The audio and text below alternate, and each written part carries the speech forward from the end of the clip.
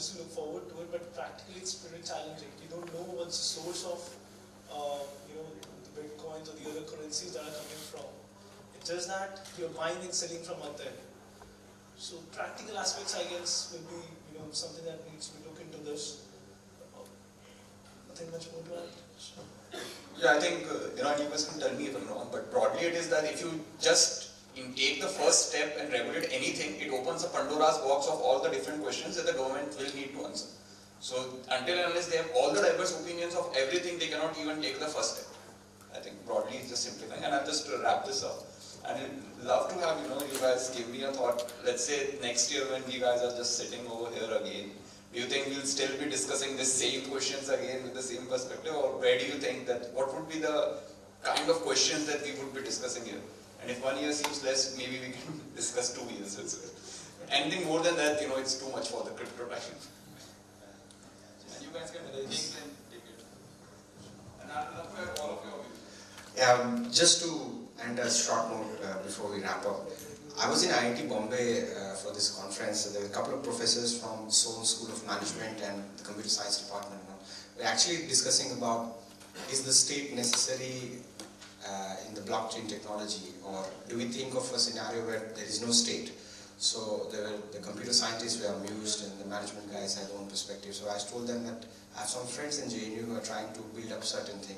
And they said, okay, maybe we could bring everyone together and in 1 year's time, we can have a major discussion on this, and then you are talking about this. So probably next year we'll be sitting somewhere with more people and discussing more deeper and diverse aspects of this. Yeah, thanks. So I hope next year when we are discussing, we are not discussing that we are moving from a centralized structure to decentralized. I hope we are discussing that we are going towards a more shared platform, because right now if you talk about the India itself, there are 25 states, they have different regulations. If you are making a driving license in one state, then there is no information if you are moving to a different state about your license. So instead of saying we are going for a decentralized thing, I can say that we are going for a shared platform where people have more collaboration. All the information from different state government bodies can be put on one platform where each person can share it and can track it. This is the thing we are going for, not like moving from centralized to decentralized, but towards a platform where everything is there in collaborative manner and every person can work on it. I just hope we're not discussing government has got too harsh onto this, has completely banned it, and how are we, surpassing it or do we survive with it? We hope, yeah. Yes, at least I am hopeful that more nuisance, more case studies, more local examples will be prevailing in the talk, and at least magnified number of questions. So it's only few people, it's a whole hall will be asking the questions. And I'm also hopeful in that, yes, we will not be talking why blockchain has been blocked. So if I might add a few things to it, just one line.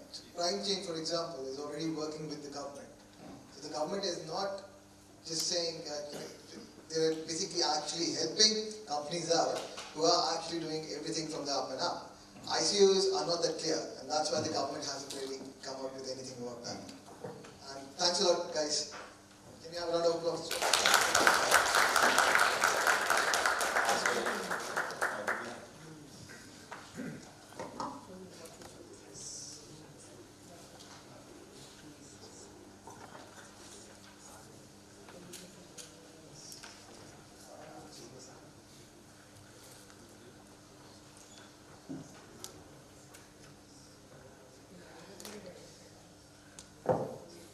Our next speaker, Mr. Max Jackson, is the Head of Strategic Partnership at Bethesda.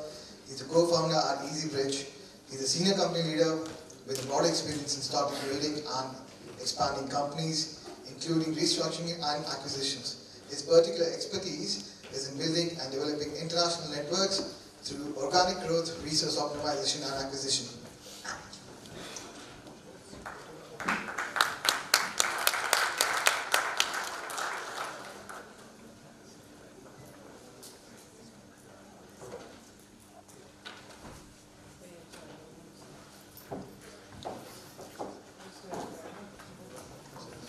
Okay, perfect. So, thank you very, very much. A very good panel discussion there, which is actually very relevant to what I wanted to talk about to you before lunch. And the good news is that lunch is coming up, and I won't take too long. So, the first title of this presentation could have been about decentralized money, about e-commerce democratization. And one of the great things about Bitcoin and about blockchain is it does democratize finance, it does democratize people's involvement in commerce and many other applications. And I want to talk later about what this democratization looks like, a very positive thing. But I also could have entitled this presentation From the Dark to the Hero. And the reason I could have entitled this is from my experience. I've had the misfortune in my career of being involved with the pharmaceutical sector, with the banking sector, and with the tobacco sector. And there are three more hated groups in the world. I can't think of any of them. So one of the things and one of the experiences I've been working with our group on and talking about is how do we prevent cryptocurrency and how do we prevent blockchain from becoming the bad guy? Because one of the things about the regulatory discussion we just talked about is governments do not like the bad guy, and people don't like the bad guy, and people run governments. So don't let us become the bad guy. And at the moment, we'll talk about this in a second, people are just waiting for us to fail. So let's talk about that. Okay, now, this is a big topic, and I could not do this alone, so I brought along a guest. And I always think, when I'm thinking about what's happening in a situation, what would Bill say? So without further ado, let's find out what he would say. Let's make sure we have volume, because he's going to say lots of things. Let's hope this works. They promised me it would. And of course it doesn't. Perfect, because I knew it wasn't going to. All right. Yeah, all right. Guys, can we get that working or not? Yeah, I knew that wasn't going to work. All right, we're going to try the old-fashioned way by using this computer speakers through the... Does this microphone work? Turn that one up, and let's see if this works. It's cryptocurrency, so we must be at the cutting edge of technology right here. Okay? So let's see if we are. No, let's go back to that. And go into that. Oh, this is really good. It's plugged in, but it's not working. You can tell. If you hold this, you can't hear the speaker. What would Bill say? Number 2. It's all about helping the poorest. And one thing they don't have access to is bank accounts. The fee structure, if you have small amounts of money, is just too high. I don't need to tell you that the poor have been unbanked for as long as there have been banks. Why is this time different? Well, it's really the digital revolution. If it's a pure digital transaction, then, you should be paying, less than 1% to move that money from you to emerge. Hey, Bitcoin is the answer to those problems. Are you a believer? Well, Bitcoin is exciting because it shows how cheap it can be. Bitcoin is better than currency, and the Bitcoin technology is key, and you could add to it or you could build a similar technology where there's enough attribution that people feel comfortable. This has nothing to do with terrorism or any type of money laundering. What kinds of people or private enterprises right now are helping to solve the same problems you're interested in? In some countries, it's a startup company that's neither a bank nor a mobile company. I want to thank you very much for spending time with me here, talking about an issue that's very important to you, financial services for the poor. Okay, good. So I hope you can hear that. Can you sort of hear it moderately? Okay, so why was that important? What were the few things that I wanted Bill to tell you today? And why am I talking about poor people at a crypto conference? My goodness me.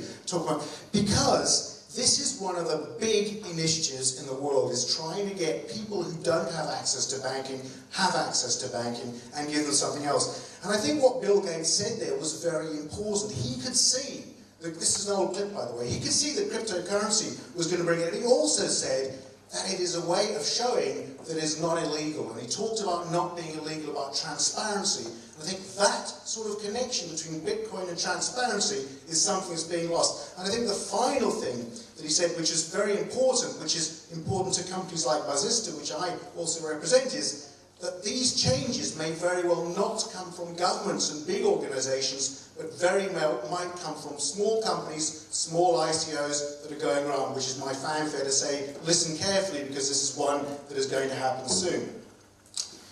Crypto does have a beautiful future.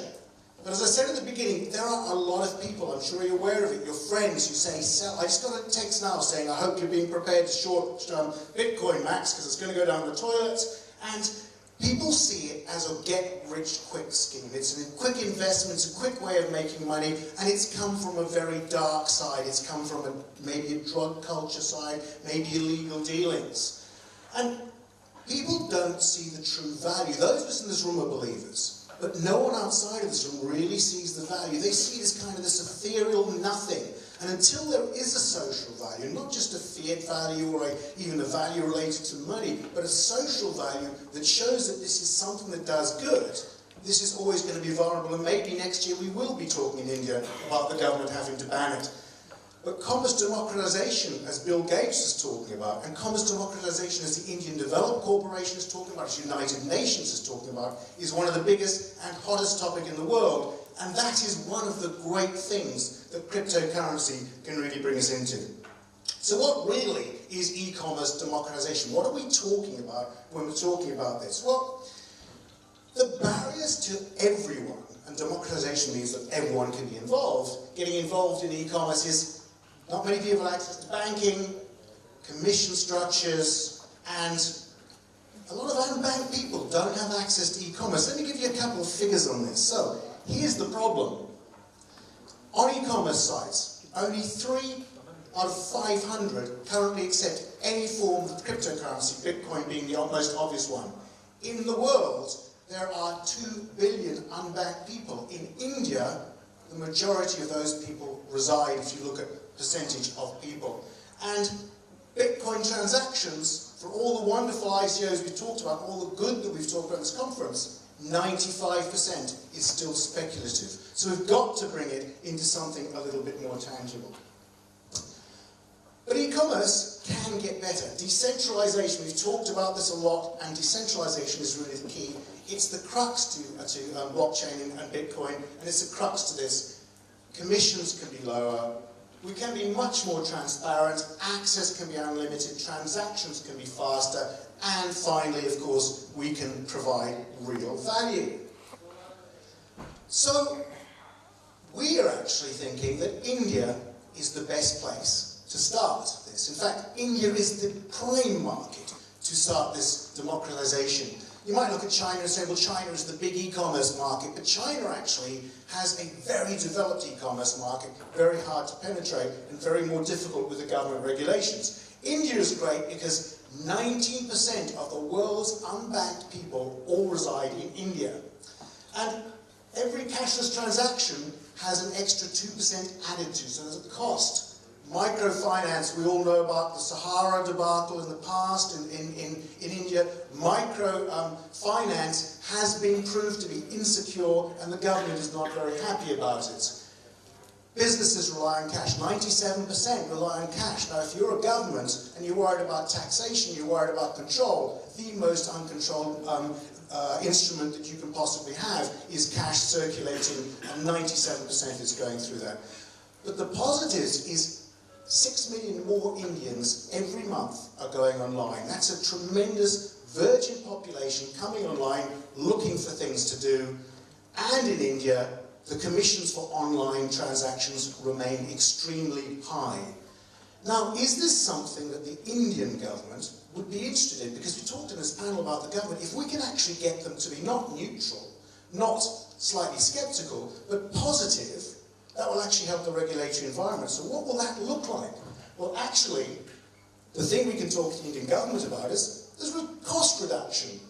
Don't have to print banknotes. There's a boost to GDP. More people coming on board, being able to transact with more people being able to transact overseas would increase GDP.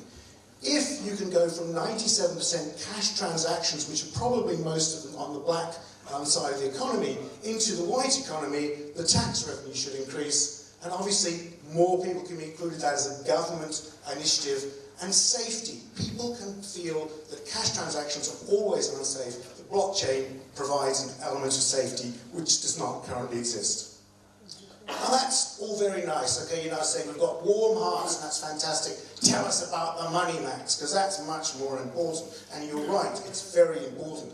Well, it's a tremendous market, okay? The potential market is about 2.29 billion, that's global. Our target market in India is about $13 billion.